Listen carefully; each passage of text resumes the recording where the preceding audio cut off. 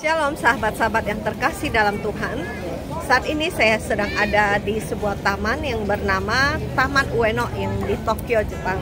Di mana saat ini Jepang sedang memasuki musim semi dan banyak tempat dipenuhi dengan bunga sakura yang menjadi satu pemandangan yang indah bagi orang-orang yang ada di Jepang, termasuk turis-turis yang ada di luar Jepang berbondong-bondong untuk datang ke tempat ini untuk menyaksikan bunga sakura yang ada.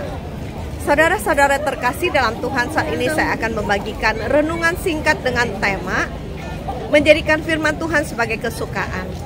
Mengapa kita perlu menjadikan firman Tuhan itu sebagai kesukaan bagi kita? Seperti tertulis dalam Mazmur 119 ayat 105, firman-Mu itu pelita bagi kakiku dan terang bagi jalanku. Dikatakan firman Tuhan itu adalah pelita bagi kaki kita. Pernahkah kita membayangkan kita berada di satu tempat yang gelap? Ya, tidak ada lampu penerang sama sekali pada jalan tersebut, dan kita sedang berjalan menuju ke satu tempat yang mungkin kita tidak tahu ada bahaya apa di jalan itu. Mungkin ada gotkah, mungkin ada lobangkah, mungkin ada hal-hal lain yang tanpa kita sadari itu dapat membahayakan kita dan dapat membuat kita jatuh ke dalamnya.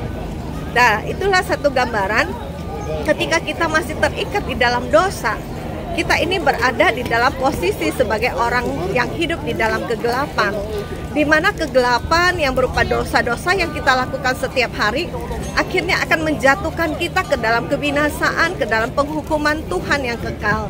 Tapi ketika kita belajar untuk mengenal Tuhan, ketika kita buka hati untuk menerima Sang Firman itu sendiri, ketika kita setia dan tekun untuk terus membaca firman Tuhan, merenungkan firman Tuhan, juga melakukan firman Tuhan itu dalam kehidupan kita setiap hari, maka terang Tuhan yang masuk ke dalam hidup kita akan memperbaharui pikiran kita, sehingga semua yang jahat, semua yang kotor, semua yang najis, semua yang tidak berkenan, semua yang bersifat duniawi itu akan menjadi sirna oleh karena terang Tuhan yang bertata dalam pikiran, dalam hati, dalam hidup kita.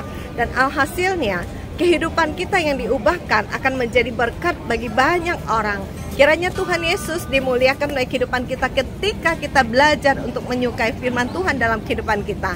Tuhan Yesus memberkati kita semua. Amin.